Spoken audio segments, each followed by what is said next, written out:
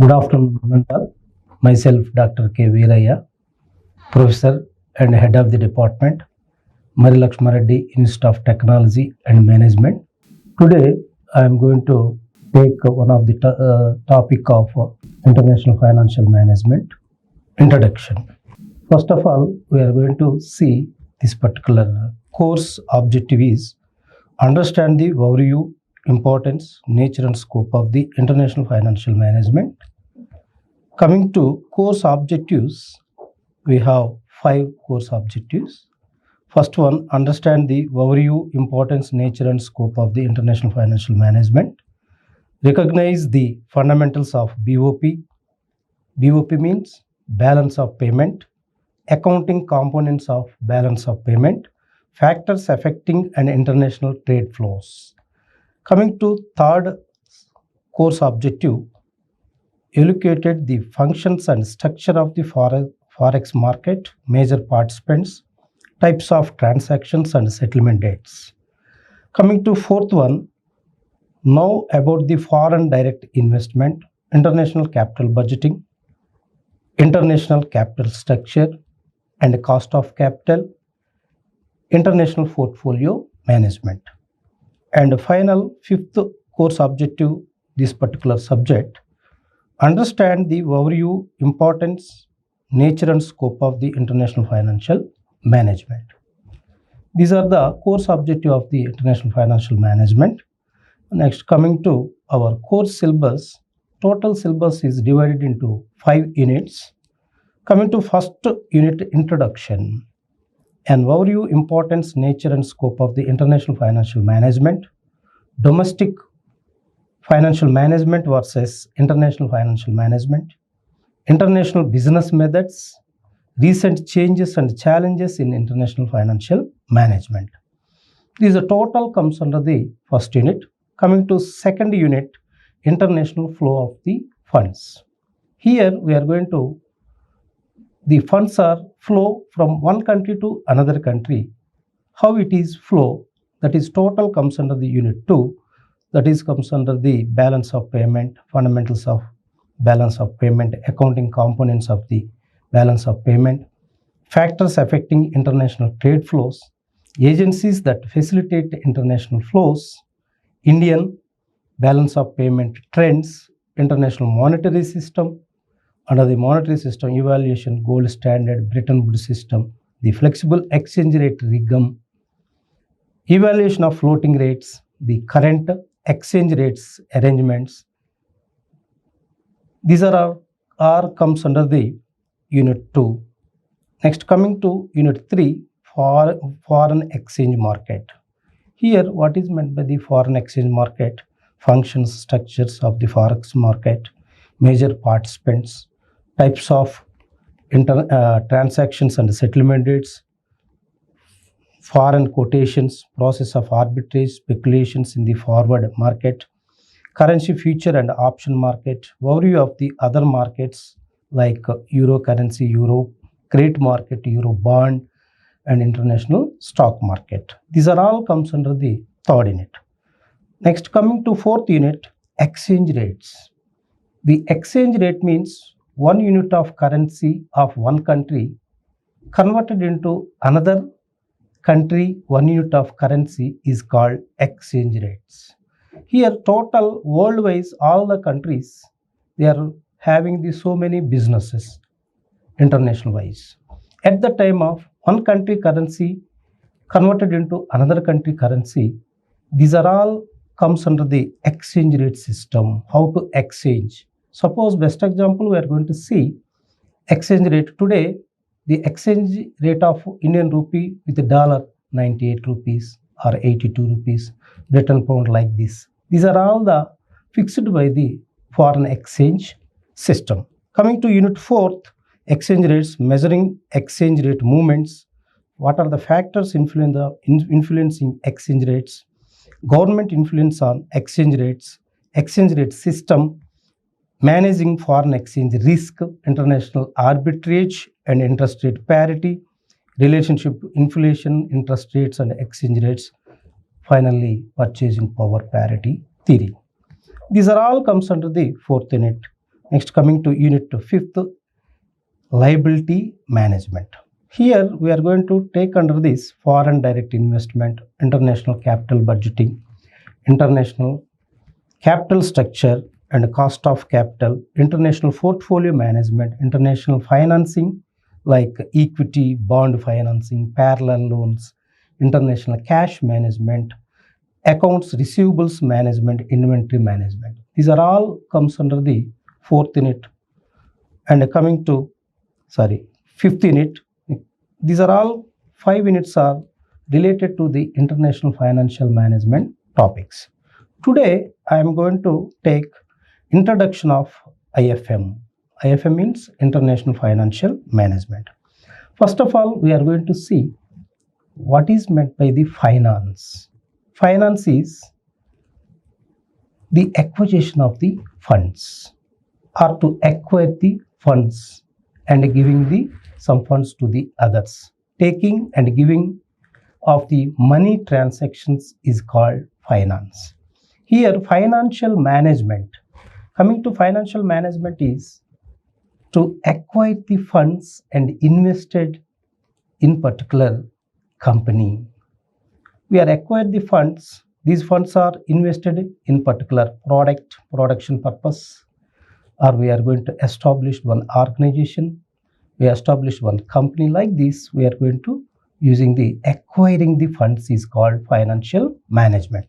Here, international financial management means we are going to take international financial management.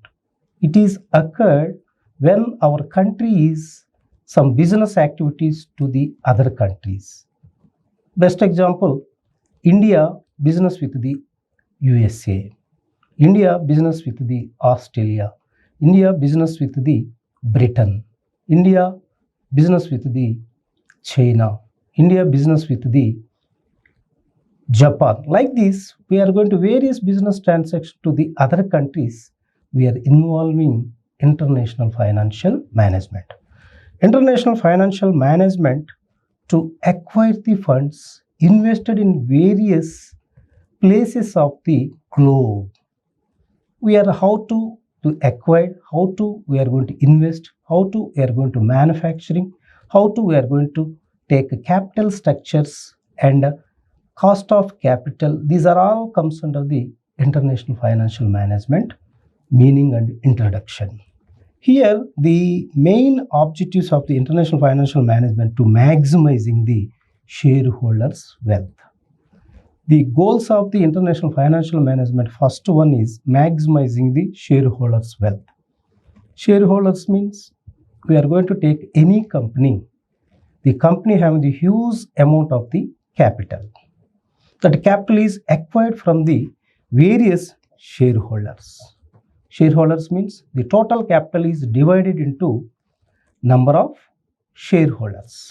The shareholders' wealth is we are going to increase. It means the share value day to day increasing, where we are going to invest shareholders' fund, how to we are going to improve the profits of the company, how to we are going to improve the share value of the company. Like this, these are the comes under the international financial management, maximizing the shareholders' wealth. It means the share value day to day increasing purpose. We are going to using the international financial management. That is the main objective. Coming to one of the definition from Adam Smith, wrote his famous title, Wealth of Nations, that if a foreign country can supply commodity cheaper than we ourselves can make it, better buy it of them with some part of the produce of our own, which we have some advantage. He was written Wealth of Nations. The wealth of nations is how it is increased means we are going to commodity market is between the two countries. We are taking one commodity or one article or one product from one country cheap, and we are going to sell another country higher price. At the time of the wealth of the nation is increasing, the foreign exchange is increasing, foreign resources are increasing our country. So this is the major objective under the international financial management. Next, coming to the next slide, the major goals of the international financial management. First one, acquisition of the funds. This is also called financing decision. Decision means where we are going to invest, when we are going to invest, how much we are going to invest. These are all comes under the financing decision. Acquisition of the funds means to acquire funds from the shareholders. This particular amount is where we are going to invest. This function involves generating funds from international as well as external sources. The effort it get funds to the lowest cost possible. Here, whenever we are going to international financial management to generate internal sources and external sources. Internal means from the country we are going to acquire some funds through shareholders or some loans like this. And external sources also, so many international agencies, Asian Bank, World Bank, like this we are going to acquiring funds in lowest interest. And we are going to establish our companies and we are going to acquire the funds and giving the or taking the more profits. So this is the major financial decision where we are going to available funds in cheaper cost or cheap interest rate. At the same time, how to acquire the funds through shareholders or preference shares or debentures like this. These are all taking one decision, acquisition of the funds under the international financial management. Next, coming to investment decisions. Second one, already we acquire the funds, various sources through internal and external, where we are going to invest. It is concerned with the deployment of the acquired funds in manner so as to maximizing shareholders' wealth, other decisions related to dividend payment, working capital and capital structure, etc. In addition, risk management involves both financing and investment decision. Whenever we are going to invest our funds in a small company or big company or we are invested anywhere, first we are going to take in the what is the risk of the investment. Risk management, how much risk we are going to face.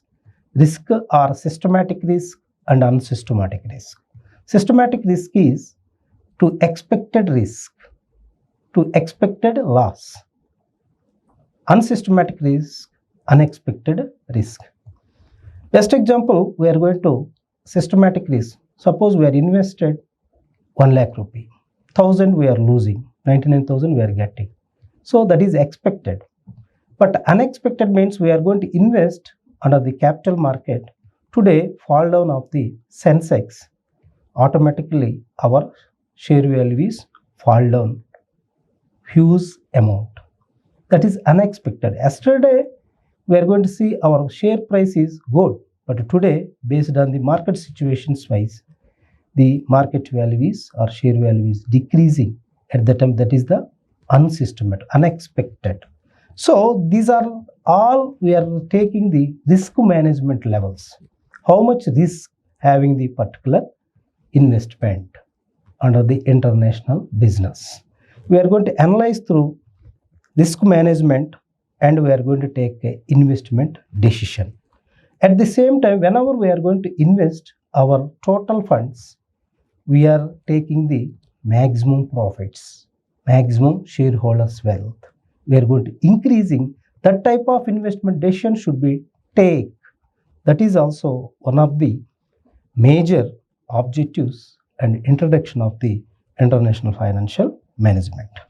Next, coming to nature and scope of the international financial management. First one, we are going to take finance functions of the multinational firms has two functions, namely treasury and control. Treasury means we are investing so much, a large, huge number of capital under the international business. We are going to act as a trustee or treasury. Treasury means all the funds is taking and looking by the international financial management and controlling the activities of the international business. Controlling means to cost minimizing, loss minimizing, and maximizing the profits of the company or international business. These are a total nature and scope and functions of the international financial management. First one, the treasurer is responsible. What is the responsibility of the treasurer? Financial planning, analysis, fund acquisition, investment, financing. First one, we are going to take financial planning. Where we are going to invest, when we are going to invest, how much we are going to invest. This is comes under the planning for the future course of action. Which international business is most profitable, more risk low? Which country is the better for the international business? These are all taking under the planning of the financial planning. Then analysis. Suppose we are going to invest based on the capital budgeting techniques. We are going to traditional methods through or modern methods through. We are going to analysis of the particular investment is good or bad. We are getting the payback ratio, how much investment return on the net present value. Like this, we are going to analysis through either taking the decision of the investing. Next one, fund acquisition. How to we are going to acquire the funds from the insiders and outsiders. We are going to take any company, MNC companies, multinational companies, or Indian companies, or domestic companies. Various acquisition having first one, shareholders, equity shareholders, preference shareholder, debentures, long-term liabilities, and bond issuing. Like this, various sources through we are going to acquiring the funds of our international business. And where we are going to investment financing. These total acquiring funds where we are going to invest. Which country international business is most profitable, very less risk. These are all comes under the treasury activities under the international financial management. Here cash management, investment decision and risk management. Our total acquiring funds invested somewhere. At the same time, how much risk values having? Risk is high level or low level? To calculate it through risk management, very less risk or moderate risk we are going to invest. So these are all comes under the treasurer responsibilities under the international financial management functions. Next one, second one, controller. Controller activities or functions. Here external reporting, tax planning and management, management information system, financial and management accounting. Here controller. Controller means to control the all the activities under the financial management or international financial management to minimizing the cost and maximizing the profit levels. That is based on that we are going to controlling each and every activities of financial related under the international financial management. Here external reporting. External reporting means every year we are going to analysis income expenditure statement analysis. Next profit analysis. Next liabilities analysis and assets analysis and profit and loss and account analysis. Like this we are going to various external reporting we are going to prepare by the controller of the company or controller of the financial international financial management to total reporting the all the various business activities. Next one, tax planning. Every country having the various tax plannings. That is country to country vary some tax related information. But we are going to our country based on that we are going to calculate tax planning, advance tax, GST, service tax. Like this we are going to total planning of the tax planning and management, management information system. total various activities we are going to management information system, all databases, all the product wise, all the employees wise, all the funds wise, all the money related. These are all comes under the management system through we are going to total maintained by the controller. Financial and management accounting. Here financing and management accounting. We are going to management accounting manage the present or current things of the various financial activities under the international financial management. These two are major functions and nature and scope of the international financial management. Next one, coming to next one, introduction of international financial management. International financial management functions. Here we are going to take exchange rate function. One country to another country, how much exchange rate we are going to convert it into one country currency to another country currency. What is the exchange value? Suppose Indian rupees converted into USA dollars. Suppose one USA dollar, how many Indian rupees are conversion ratio? That is comes under the exchange rate. Not only USA and India to various countries, what is the exchange rate?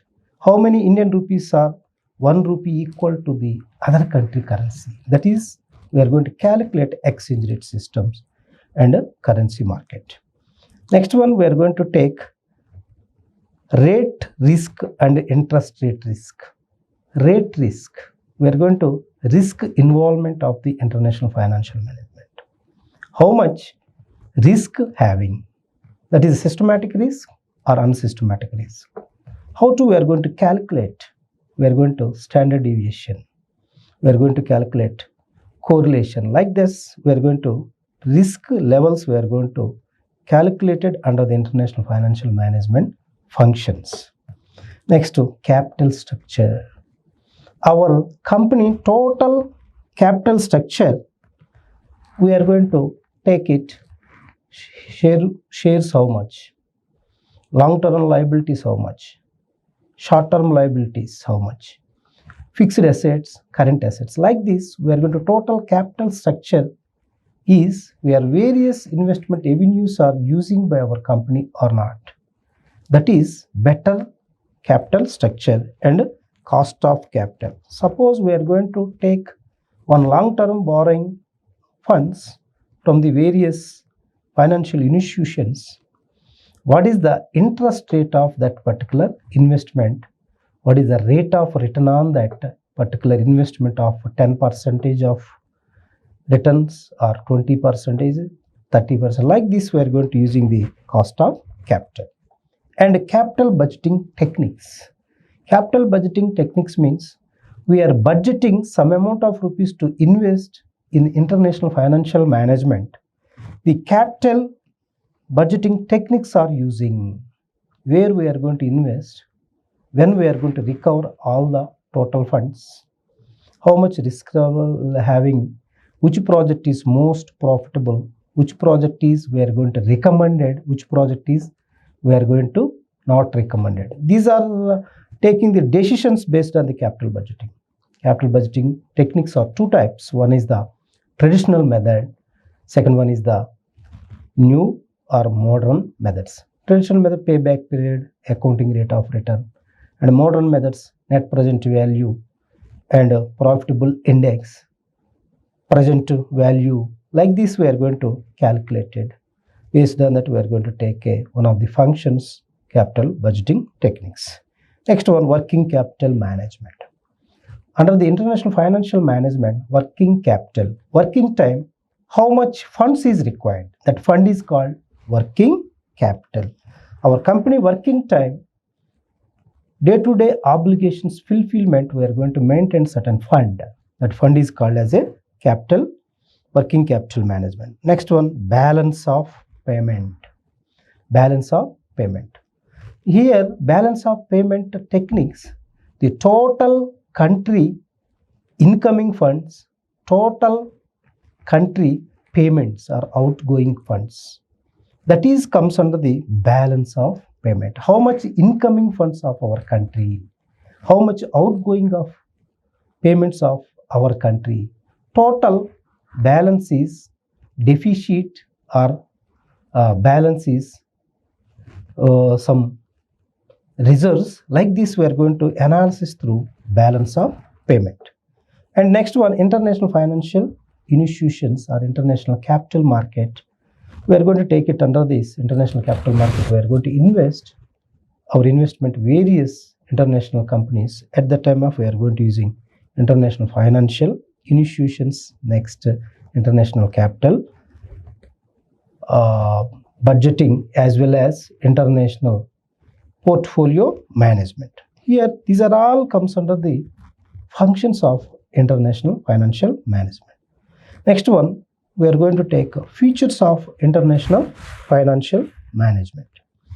First one, foreign exchange rate risk, political risk, expanded opportunity sets, market imperfections. These all four comes under the major features of international finance or international financial management. First one, we are going to take foreign exchange risk.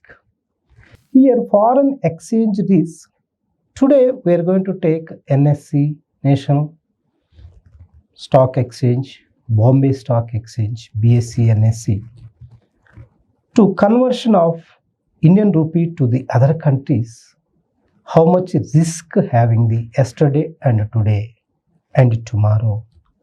Based on that, we are going to foreign exchange, how much risk levels having under the particular country, foreign exchange. We are going to take it as a risk. That is, we are going to foreign exchange risk, how much having the US dollars to Indian rupees and Indian rupees to Canadian dollars, Indian rupees to Japanese yens. Like this, we are going to calculate risk levels of the foreign exchange. These are the one of the features of the international financial management. Next one, political risk. Here, political risk. Whenever we are going to take international financial management, every time changing of the governments of various countries, at the time of the business policies or business methods changed by the government time to time. At the time of how much risk levels having previous government, what are the feasibilities having the international financial management or under the business, and a new government, what are the restrictions, what are the various risk levels we are going to calculate, or year by year to making the policies of the countries. At the time of some time we are going to taking some risk levels is high level, low level, like this. This is the political wise, each and every country, various parties are elected president or prime minister, like this. At the time of government changing time, how much political risk having the our business under the international financial management, we are going to calculate it. One of the features of the international financial management. Next one, expanded opportunities sets. Expanded opportunity. Whenever we are going to start a business in various countries, to expanded business opportunities. Suppose we are going to allocate only one state. How to expand other states? How to we are going to total we are going to take the expanded opportunity sets. And finally, market imperfections. Here we are going to take market imperfection. Perfect market, imperfect market. Today we are going to take India imperfect market. Okay, perfect market is we are not taking under the India, but market imperfections. Okay, number of buyers, number of sellers are having imperfect market. At the time of imperfect market, sometimes some products having the high level profits, some products are low level profits, some products are losing also profits. So these market imperfections, how much imperfect this month, this week, or today. Like this, we are going to, one of the features to calculated under the international financial management. These are the major features of the international financial management. Here we are going to take international trade theories. International trade theories. Here we are going to take first theory of mercantilism. Second one, theory of absolute cost advantage. And third one, theory of comparative cost advantage. These are all comes under the international trade theories. When we are going to international financial management or international business entering into the various countries, what are the theories says? These three.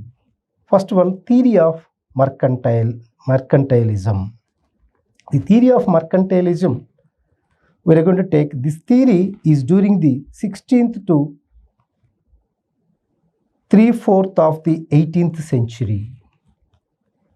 It believes a nationalism and the welfare of the nation alone planning and regulations of economic activities for achieving the national goals, restrictions import and promoting the exports. Here mercantilism, one country is expertized one product. They are going to manufacturing shoes more than the using by the our country. The exports having the our country, one particular product is more expertized. We are manufacturing n number of products. That country also using, but we having the more reserves of that particular product. These type of products we are going to export to the other countries. At the time of we are going to easily entering into the international business through theory of mercantilism. Best example we are going to take China. Whenever we are going to take China, all the electronics and electrical goods are very cheapest. They are having the manufacturing cell phones, chips, pen drives. So many activities is enough technology having. Those countries are, those product is export to the other countries. That is the theory of mercantilism. They having the excess of the product expertized of the particular product. So that product is enough for that country, but the country having the more production. These product is sell to the other countries or export to the other countries. That is theory says mercantilism. Like this, so many countries, Japan, Russia, like this, there is technologies, they are export so many products to the other countries. This theory of mercantilism through, we are going to start a international business. It believes that power of nations lies in its wealth, which grow by acquiring gold from abroad. Mercantilists failed realize that simultaneous export promotions and import regulations are not possible in all countries. And the more control of gold does not enhance the welfare of people. So like this, the mercantilism theories, we are going to expertise one product. The product is sent to the other countries to acquire the gold, to acquire the foreign reserves. Like this, wealth of the nation is increasing. So this theory says we are going to entering into the international business, one of the business theory. Next, coming to the theory of absolute cost advantage. This theory was propounded by Adam Smith, 1776, arguing that the countries gain from trading if they specialized according to their product advantage. The pre-trade exchange ratio in country I would be 2A equal to 1B, and in country 2, 1A equal to 2B. Here we are going to see this labor cost of the production. This absolutely cost advantage. Absolutely cost advantage theory says, suppose we are going to manufacture one product in our country. What is the cost of the raw material? Cost of the production. cost of the all the things. How much total cost? Similar product we are going to manufacture in other countries like China or USA or Canada, Australia, like this. What is the cost of the production that particular country? At the time of we are going to take theory of absolute cost advantage, our country manufacturing a article, here country 1 unit of a good 10 rupees and 1 unit of goods B 20 rupees, country 1. Country 2 1 unit of goods A 20 and 1 unit of B 10. Here we are going to, what is the advantage of the cost? Here country 1 A product cheap and B product high cost. Country 2 we are going to take unit A high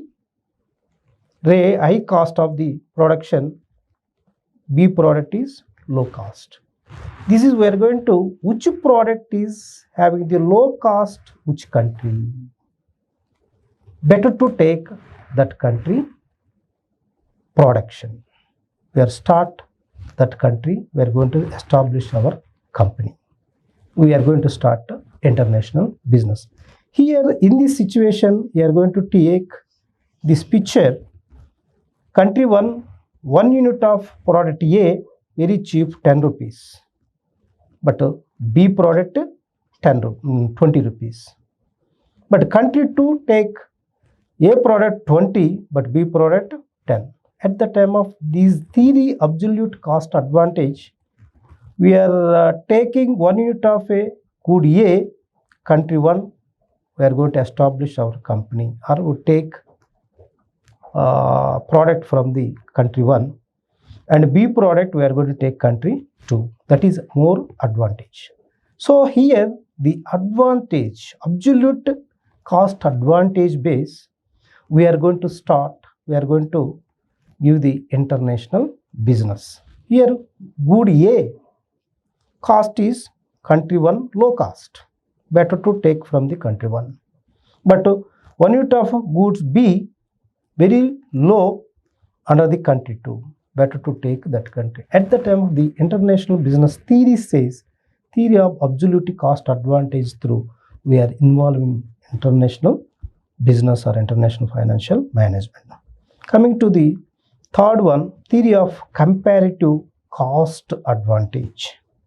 Comparative cost advantage. Here Ricardo 1817 through adhering to the absolute cost advantage principles of Adam Smith point out that cost advantage to both that trade partners was not a necessary conditions for trade to occur.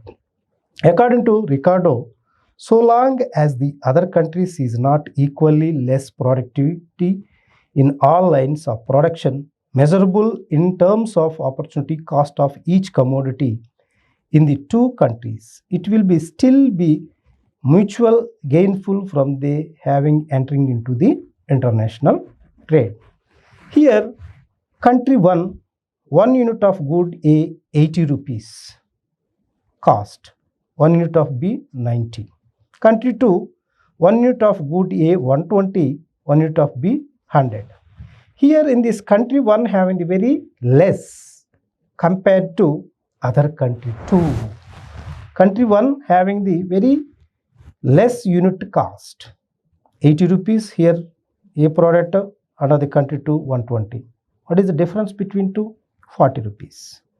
Product B, country 1 90 rupees, country 2 100 rupees.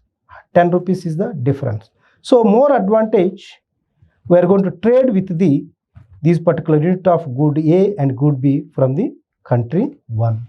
This is the absolute cost advantage theory. These based on this theory says we are entering into the international business trade.